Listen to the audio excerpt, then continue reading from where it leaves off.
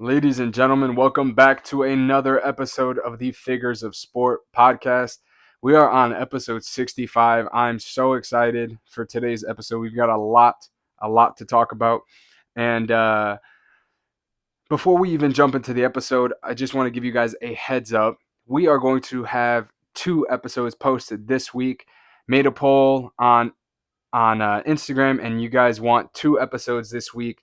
The second is going to be an MLB trade deadline special. So we are going to be talking about all of the players that moved after Thursday's deadline, and we're going to be talking a little bit more in depth on the impact those players are going to have for their new teams, and how those new teams are set to make their playoff run this year. And like I said, we've got a lot to talk about today, though. We've got MLB, we've got NBA, and we've got NFL talk for you guys today. And first things first, if you guys haven't already, make sure you like this video, subscribe to the channel, follow us on Instagram, on TikTok. Make sure you're sharing this video with your friends, your family, anybody that has access to a phone, a laptop, anything. We want everybody to make sure that they are watching this because we are doing this for you guys. The most important people are our supporters. So, first things first, we're going to talk about the MLB today, and I want to talk about Nick Kurtz, the Oakland Athletics first baseman. He is the first rookie in MLB history to hit 4 home runs in a single game. He, on Friday night, he played against the Houston Astros, and he had 6 hits, obviously 4 of them being home runs, 6 runs, 8 RBIs in the game. A historic performance by the rookie, and I think that he has performed exceptionally well this season. I think if you look at the AL Rookie of the Year race, he has now cemented himself in first. I think he's performing at an insane level right now, and obviously the Athletics early in the year had Tyler Soderstrom, who was at first base, who was performing exceptionally well, but Curtis came in and definitely done his thing. He was a highly regarded prospect heading into the season, and he has performed. I think his total on the year right now is over 23 home runs. Definitely being a huge performer for this Athletics team, and definitely a key piece for them going forward. But going forward, I do want to continue on with MLB, and I know that I said on this week we're going to drop a trade deadline special, but obviously there has been some trades that have happened over the last week since the last episode aired, so we are obviously going to talk about those. But when the trade deadline special episode drops on Friday, we're going to be talking about those moves in a little bit more depth, and just like I said before, how those trades really impact those new teams going forward. So we'll start with last week. Seattle acquired Josh Naylor from the Arizona Diamondbacks. A huge get for the Mariners. Obviously, adding a power bat in Naylor. He hasn't had as much success at the plate with the long ball, and going into a Mariners stadium now, where he's going to play the remaining uh, home games on that schedule. It is a pitcher friendly park, so I don't know how much that we're going to see those power numbers improve, but overall, high batting average, and he has the ability to drive in runs, which is going to be very important for that Mariners team as they try to chase the Houston Astros in that AL West division. The New York Yankees added third baseman Ryan McMahon from Colorado. Another huge get for the Yankees. I think that was very important. They are now able to shift Jazz Chisholm over from third base to second base, his more natural position. And on top of that, they get a fantastic defender in Ryan McMahon. And on top of that, he's a left-handed bat who can hit in that Yankee Stadium, and play that right field fence. So definitely a huge get for them. Big impact defensively, going to shore things up at the hot corner, and like I said, can definitely add some pop into that lineup. Next thing, we have the Yankees also acquiring Ahmed Rosario from Washington. Not a splashy move at all, but he does hit, pitching well. I believe right-handed pitching well, and I think he can definitely be useful to kind of give guys like an Anthony Volpe or even a Ryan McMahon or a Jazz Chisholm a break in that lineup, on a rest day, and definitely go in and perform. So, good acquisition from the Yankees to just acquire some depth for their infield. Next thing, the Mets strengthened their bullpen, acquiring Gregory Soto from the Baltimore Orioles. Um, a move that is definitely going to help out the New York Mets a lot. I think with the way that the Mets have had success this season, adding a bullpen arm is going to be very crucial late in game situations, things like that. Also, you can never have too many arms, so definitely a solid acquisition from the Mets. And a move that actually happened very recently was Atlanta adding starting pitcher Eric Fedde from St. Louis. I believe Fedde was set to be DFA'd by the St. Louis Cardinals, but the Braves, before that transaction was able to be finalized, they sent over cash considerations or a player to be named later for Fedde. And, the Braves usually can kind of turn diamonds in the rough, can turn some players into diamonds in the rough. So, solid ad at a very low cost for the Braves at the very minimum. With the way their rotation has been injured all season long, it seems like Fedde can be a solid acquisition if they can kind of shore some things up with him. And actually, a trade that just happened right now as we're recording this, but the Brewers have acquired Danny Jansen from the Tampa Bay Rays.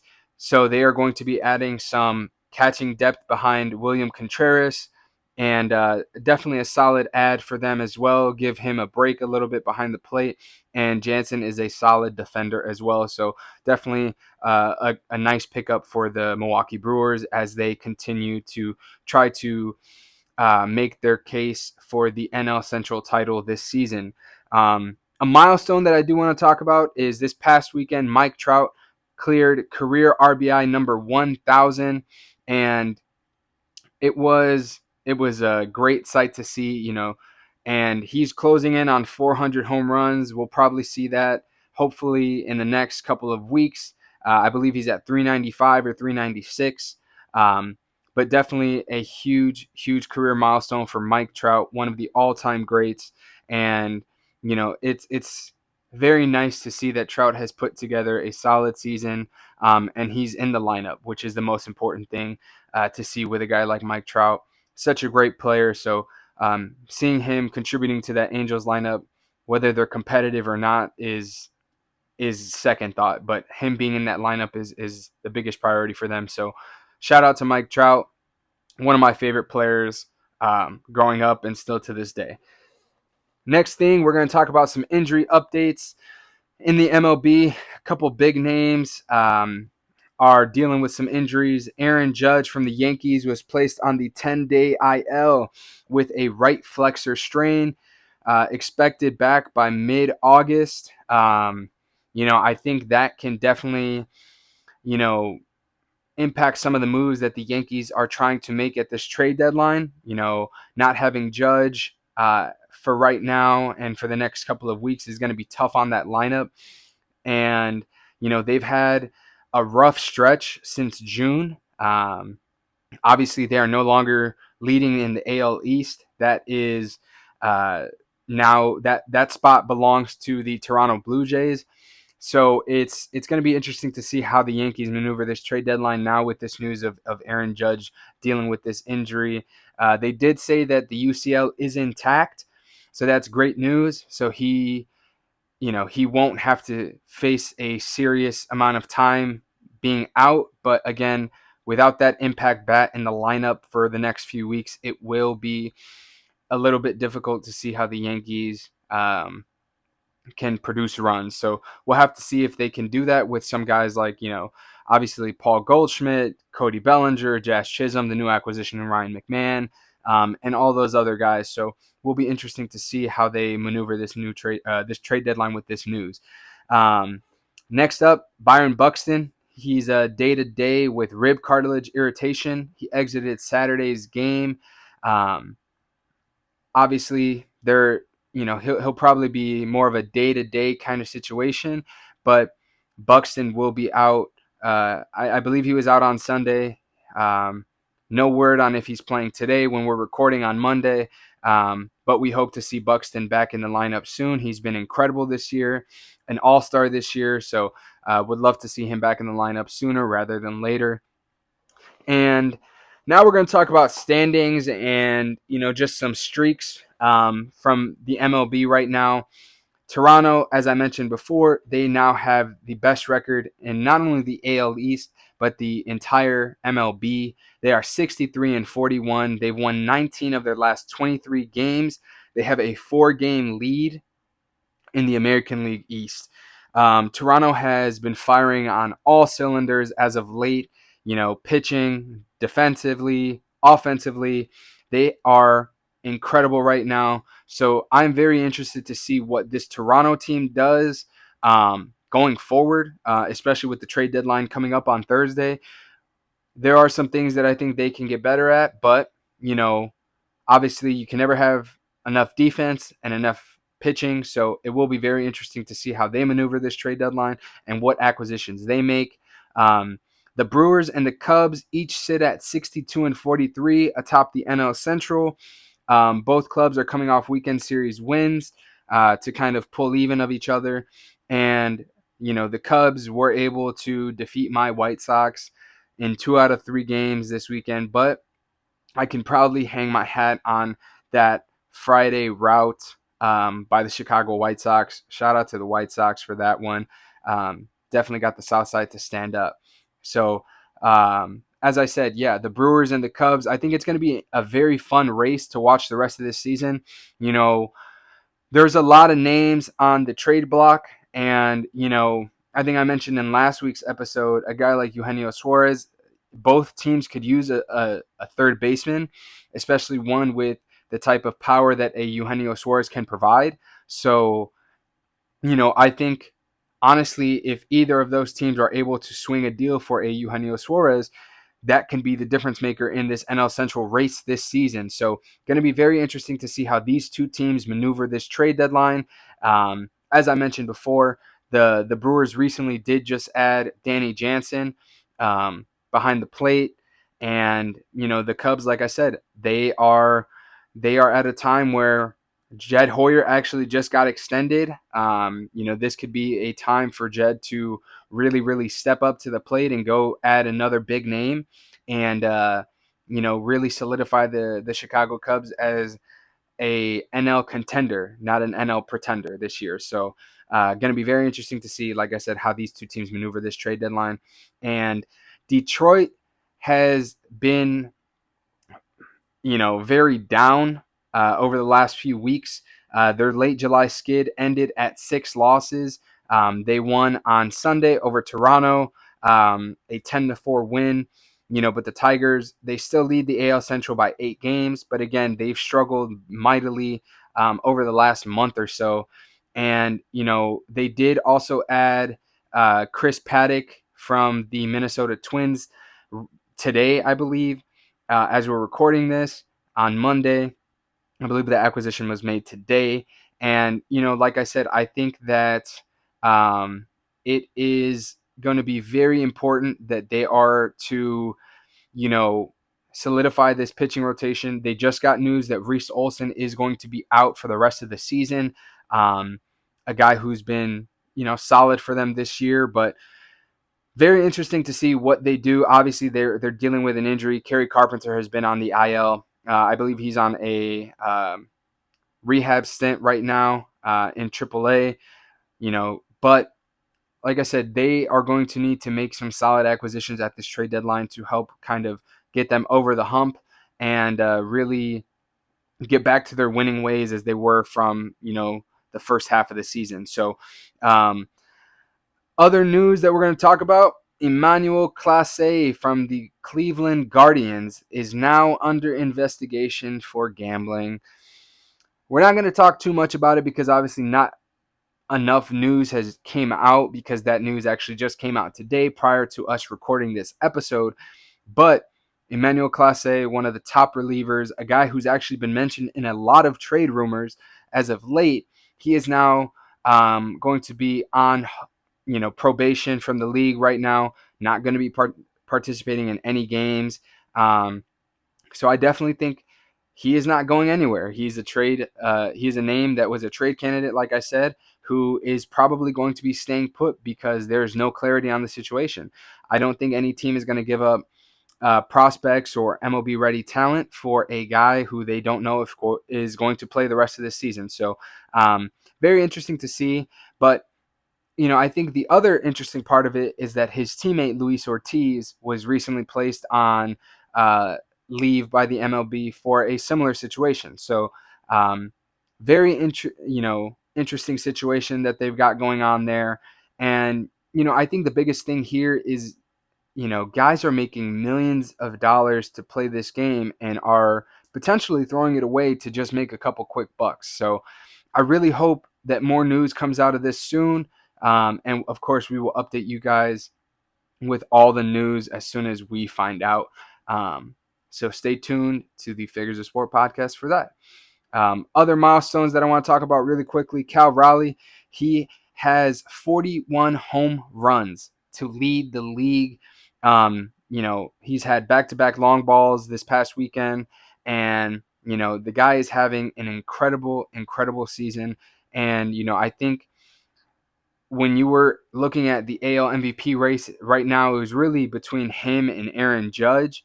And I think with Judge on the IL, this is where Cal Raleigh can really kind of take a massive lead in this race and really kind of solidify his spot as the AL's best this year. So it will be very interesting to see how Cal continues to perform over the next few weeks, especially with Aaron Judge out.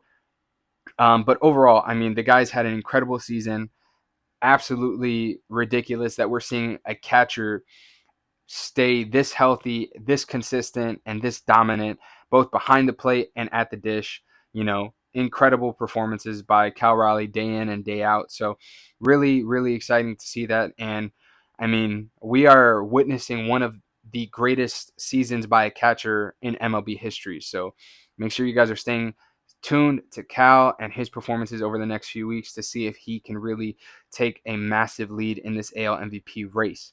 Now, we're going to talk about some NBA really quickly. There's not too much news. Obviously, we're in the lull of the NBA. It's that time of year, not too much is going on. But one of the things that did recently happen was that Marcus Smart was bought out from Washington, and he signed a 2-year, $11 million deal with the Los Angeles Lakers. Um, Obviously, going to add some depth to that backcourt, obviously add some defense. So he also shouted out Luka for being the one that kind of brought him there. Luka reached out to him personally and wanted him to come to the Lakers. So I think that's a solid addition. I know my Boston Celtics fans are definitely very upset. He was a Boston Celtic for such a long time, and now he is going to be wearing the Los Angeles Lakers jersey for the next season or two. So but honestly, I do think it was a solid pickup for that Lakers team. They definitely needed something like that in that backcourt.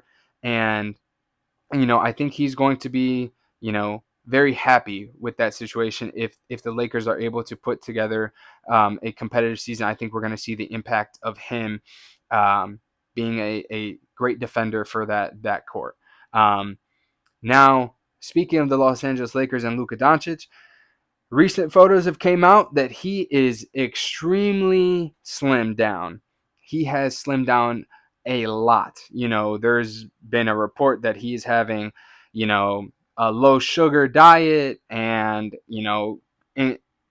he's having 250 grams of protein consumed every day.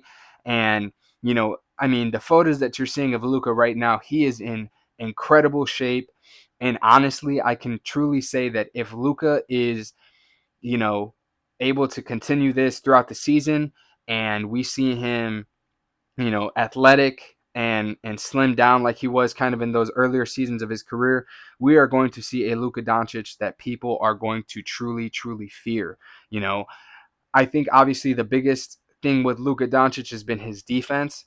But if he is slim down and he can, move his feet and try a little bit more on the defensive end, which I think him losing a lot of that weight can definitely help him do. And just being well conditioned. Obviously, that's a huge part of the game of basketball, running up and down the court, especially for a guy like him who, um, gives so much energy on the offensive end. It's kind of hard at times to really put a lot of effort into the defensive end. If he is as well conditioned during the season as he looks right now, I think he can be a solid defender, hopefully, for that Lakers team, and they may be able to make some noise behind a healthy and fit Luka Doncic and LeBron James led team. So, going to be very exciting to see how Luka's new athletic form kind of comes into play on the court this season. So, moving on, we're going to talk about the NFL.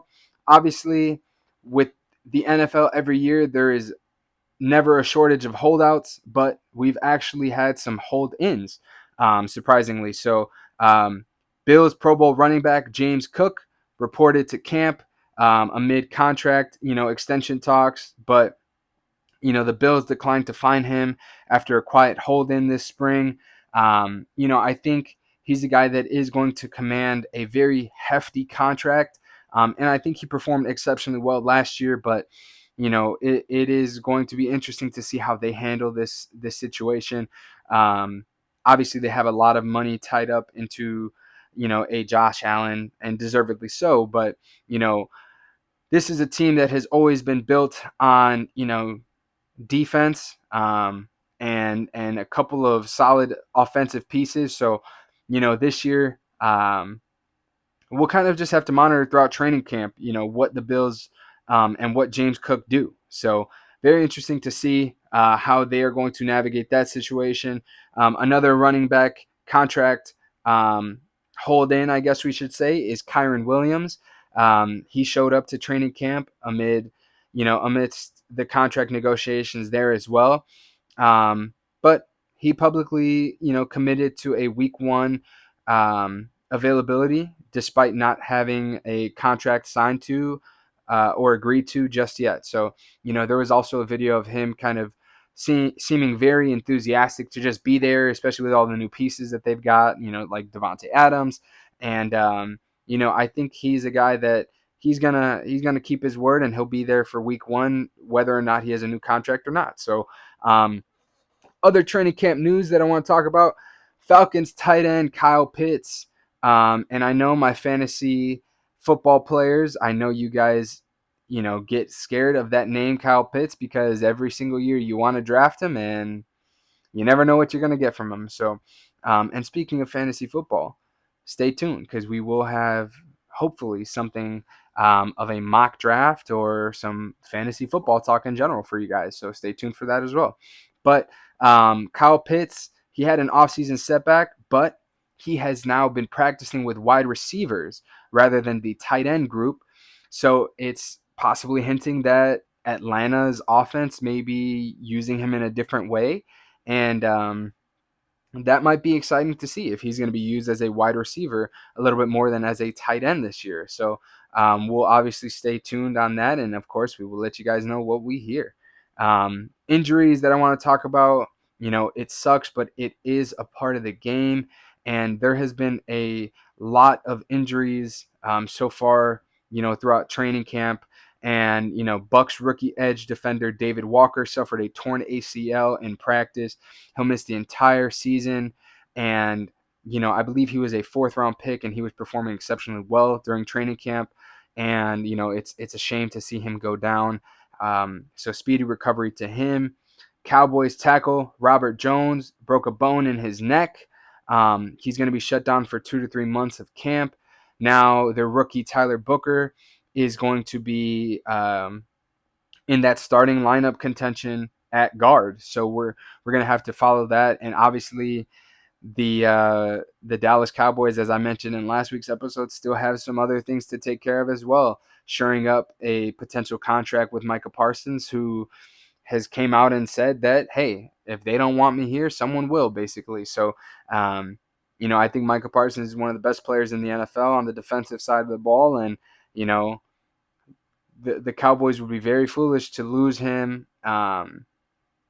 and let him go to another team where he will obviously do what Micah Parsons does best. So it'll be interesting to see how the Cowboys handle that situation as well. But moving on, Titans wide receiver Treylon Burks fractured his collarbone in a workout collision, and he is ruled out indefinitely. And I believe they waived him today. So I mean, Treylon Burks, he was a guy that when they moved on from DeAndre Hopkins, he was a guy that they were very excited about, but he has dealt with so many injuries in his young career. Speedy recovery to him. You know, if he can stay healthy, he's a guy that can absolutely perform. Um, you know, we've seen glimpses here and there, but you know, it's very tough when you're not on the field to kind of get that rhythm and consistency. So, shout out to Treylon Burks, wishing him a speedy recovery, and hopefully he can at least make his way onto a practice squad or something to get another chance at having a career in the NFL. Ravens cornerback Jair Alexander had a knee injury, but he's expected to be back at camp tomorrow, being Tuesday, when this episode of the podcast is going to air. So he should be back sooner rather than later. Justin Fields last week was carted off. They say carted off, but realistically, what I've heard is that he walked off and took a cart to get x-rays and things like that. But he had a toe injury, a dislocated toe. He was listed day to day, but he returned to a full 11-on-11 practice today on Monday. So no serious issue there. Now we're going to talk about some extensions. The Cowboys locked in tight end Jake Ferguson to a 4-year, $52 million extension, guaranteeing $30 million. Cowboys are giving everybody but Micah Parsons money, apparently, so I don't think he likes that one. But Chargers franchise left tackle Rashawn Slater signed a 4-year, $114 million deal, which makes him the NFL's highest paid tackle on a per-year basis. He's going to be anchoring their protection for the next 4 years through 2029. The Broncos and wide receiver Courtland Sutton agreed to a 4-year, $92 million extension, keeping their veteran number one receiver under contract through 2029. Courtland Sutton had an incredible second half of the season last year, and it was very, very crucial that he was brought back.